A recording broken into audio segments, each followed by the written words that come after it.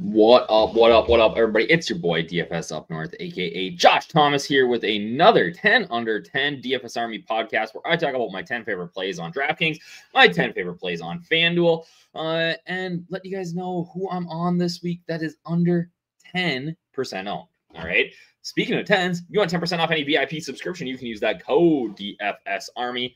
That will get you in with us as a VIP. And I tell you what, now is the time. The guys are smashing it. You want VIP, you want access to everything, you want the props package, you want it all because we have been just crushing it week in and week out. So, like I said, I talk about my 10 favorite plays. 10 from FanDuel, 10 from DraftKings, all projecting at 10% owned or maybe a little bit over. We kind of cheat sometimes, right?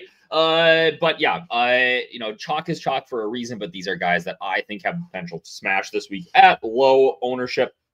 We're going to start on FanDuel this week and talk about two quarterbacks that I think are going massively, massively under-owned here. Maybe they get some ownership as we go here in week 9, but really excited to get after a couple of these guys. So first one's going to be Daniel Jones. We've seen the Jonathan Taylor machine, 9 touchdowns in the last 3 games. Everybody's on JT. He's finally priced up to 11. Oh, man, I don't even know. I know he's like 11,000. I think on DraftKings, which is just an insane number. There's got to be touchdown regression coming, right? There's got to be. Pittsburgh is a decent run defense, terrible pass defense. So I am going to jump on Daniel Jones here, Michael Pittman, Tyler Warren, all those guys in a great spot here. And you know what? Even with JT smashing, it's been a pretty good little run for DJ. Jones has been great, 20 plus points every game. Get it done with his legs too. So yeah, I'm getting off the Jonathan Taylor train, getting on the Daniel Jones train. Like I said, Pittman and Warren are my 2 primary targets there. Love this game, 50-point total. I actually think the Steelers side of the ball is very, very intriguing too. It's just they spread it out so much, which is a little concerning. But you can play DK Metcalf. Jalen Warren, I think, is a good play here. So if you're looking for a game stack, I don't mind this one. The next quarterback we're going to talk about is massively under-owned as well, and that is Matthew Stafford. He gets Puka back. He's throwing it a ton. The concern here is that can Tyler Shuck or Shuff or however you say his last name lead the Saints here against the Rams? But you know what? The Rams really haven't been that good on defense, or as good as they probably should be. I think the ownership is far too low for the potential ceiling here. Yes, the game total is 43, but the team total is 28. I think that he throws it a ton here. You stack him up with Puka, who is underpriced coming off the injury, and you just go from there. I love Stafford. Honestly, I think you could probably actually place Stafford naked this week and go, assume that he's going to spread it out a little bit and that maybe Puka doesn't have that massive game that he could. So those are the quarterbacks I like on FanDuel. If we switch it over to DraftKings, I have 3 quarterbacks listed here, one being a core play for me this week, and that is Drake May. The projection is great. The matchup is tough against Atlanta. I actually think Atlanta is a pretty good pass defense, but they did get thrashed by Tua. Here's the thing with Drake May is he's throwing it a ton. He's running it a ton. He's got 50, 60-yard rushing upside at the quarterback position, and he's not near priced up enough. Not even close at 6,500. Love him this week. Think that he smashes. Jordan Love has looked really, really strong. The Panthers aren't good. I do think that they can keep it close here. But I thought Love looked great last week. You pair him with Tucker Kraft, and you just lock in those 20 points. I think May is 6,500, so I think you probably go there in cash. But I love the upside of somebody like Jordan Love here with a Tucker Kraft. You can even go Romeo Doubs. I don't have him written up here. We've talked about him the last 2 weeks in the 10 under 10, but you could play like a Rico Dowdle. The coach finally has realized that Dowdle is running the ball 4 yards more a carry than Chuba Hubbard, and says we're going to play him more. Like, what are we doing here, Dave Canales? You got a job to do. We're not playing for funsies anymore. This ain't JV football, buddy. I think you can go Dowdle on the way back. I like Ted McMillan. There's a couple of guys I think are going to play here. And then, you guys know, I'm a Vikings fan, but, all right, we're going to find out who J.J. McCarthy is this weekend.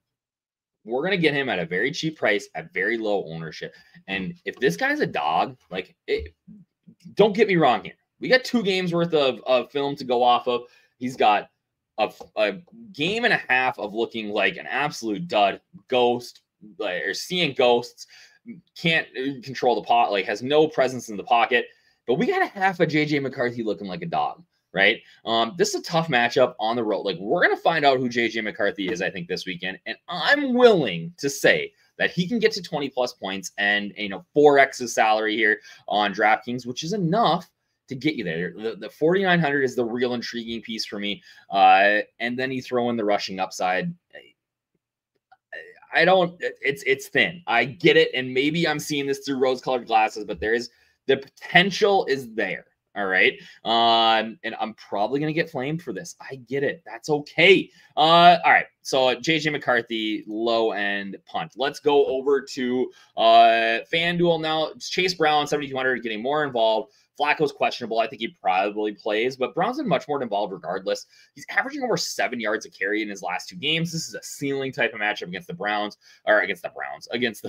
Bears at home, who have not been able to stop anyone. Good spot. Speaking of the Bears, I really like DeAndre Swift, even though he's not practicing. I actually kind of hope he's I'm filming this Thursday night. I hope he's limited on Friday, and there's some question going into Sunday, because that's going to keep the ownership down here in a really, really good spot for him. The offensive line's improved. Swift's a stud.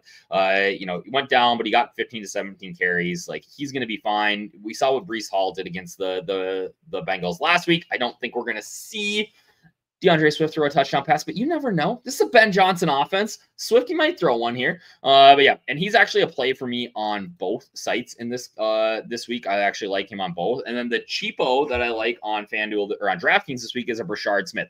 Everyone's going to be on Kareem Hunt in this spot. I get it. Pacheco's going to be out, but Smith is slowly continuing to see his usage go up and up and up, especially in the passing game.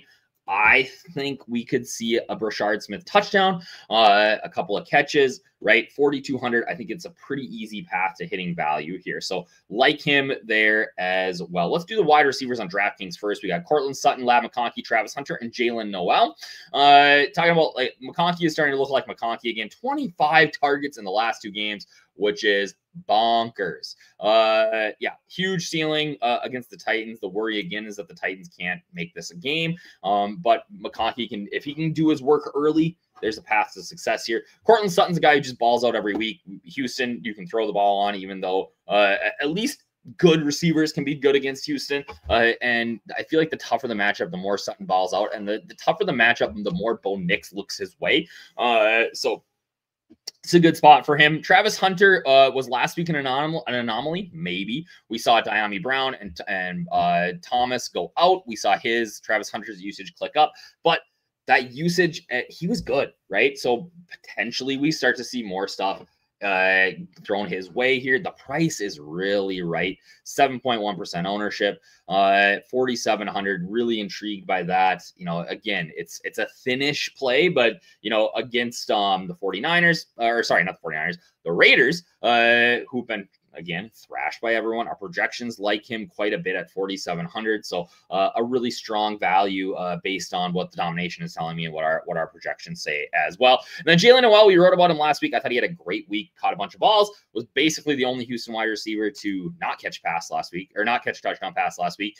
Gets the Denver Broncos, which is obviously a tough matchup, but I think it's a good spot here at just a ridiculous, like, he's almost dead min on wide receiver price, 4,000. I think we went on to 3,000 on DraftKings. But yeah, he is, I think, a great play, a guy that they're starting to look at as, hey, with Collins likely coming back.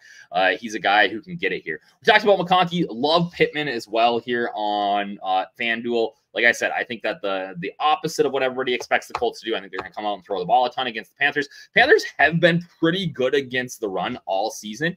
And then James Cook went out and ran for like 400 yards against them. So I'm not going to let that skew me. I think that's just more of an anomaly than anything. It's a one-off, and that they're going to be tougher against the run. Obviously, JT's a stud. But we're just going to see some of that come back to the passing game here. And Michael Pittman Jr. put up 20 last week again, while just, being sort of the sideshow, right? Other side of, I was talking about Carolina, and now I need to talk about Pittsburgh. Michael Pittman, sorry. I looked at Ted McMillan. I got confused. I'm glad I caught myself. No. Jonathan Taylor and the Steelers, right?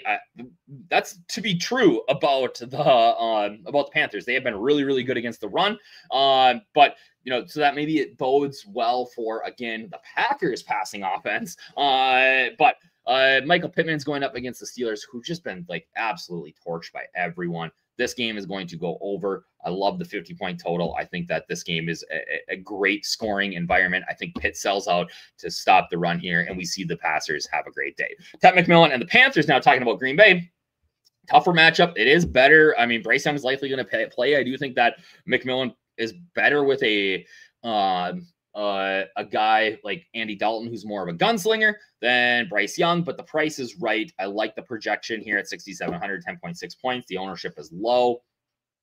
If somebody's going to score, it's going to be McMillan or Dowdle in this game too. I am Manor, punt wide receiver. He's been outshined a little bit by the other rookie wide receiver there. I'm not going to say his name because I'm going to say it wrong, and it could not be great. Still got 8 targets last week with Ward looking his way, especially on some deep balls. I think he's a guy that at a almost min price on FanDuel could pop off for a 60-yard touchdown, right? So looking at tight ends, Theo Johnson's basically the only healthy tight end left, or healthy skill player left in New York. Big body, good red zone target. I think that we see with Scadaboo, and everybody's going to play Tracy. I don't mind going to the passing game a little bit here. I think Slayton's maybe intriguing. Everybody's going to play Wan'Dale Robinson. I get that. But Theo Johnson's your touchdown guy. I think that he has a day here on DraftKings for tight end. We are talking about Gadsden. This guy's a beast, man. Like, where did he come from? I watched him play against my Vikings last week. Like, he is a man.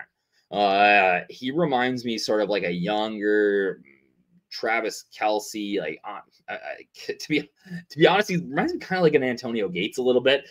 He's a man. He's a great ball catcher. He's a wide receiver who's playing the tight end position. There's a lot of weapons in this offense, a lot of mouths to feed, but I do think that they're going to go through the air quite a bit. Gadsden's got 7, 8, 9, 10 target upside with touchdown, potentially multiple touchdown upside. I love Herbert actually in this game as well, and I think that they can be.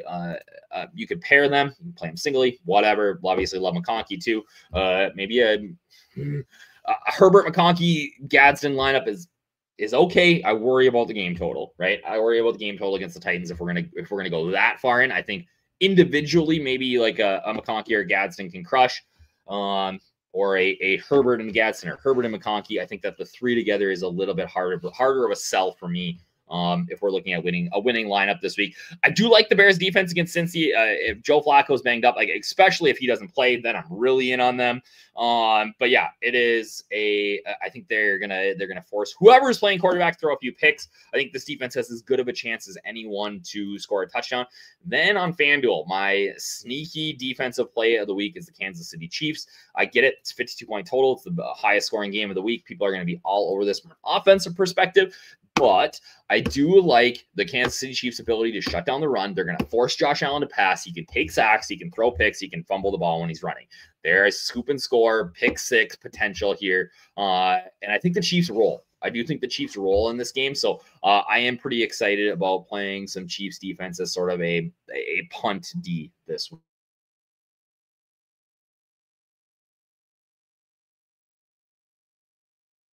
Think he's going to play. He is injured. Didn't practice Thursday. We'll see what happens on Friday, but I actually think that's good for his ownership. Lav McConkey, Michael Pittman Jr., Ted McMillan, Alec Ayamanor.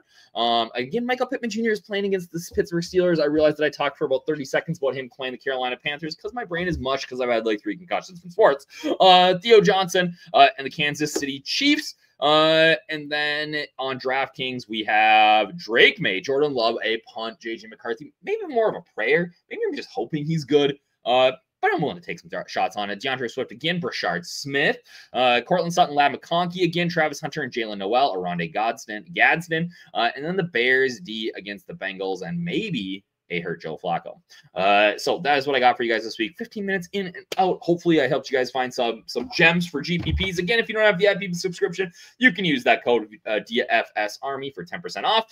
And yeah, hit me up in the Discord when you get in, and we'll chop it up and try to help you guys build some winning lineups. All right, everybody, have a great day. Peace.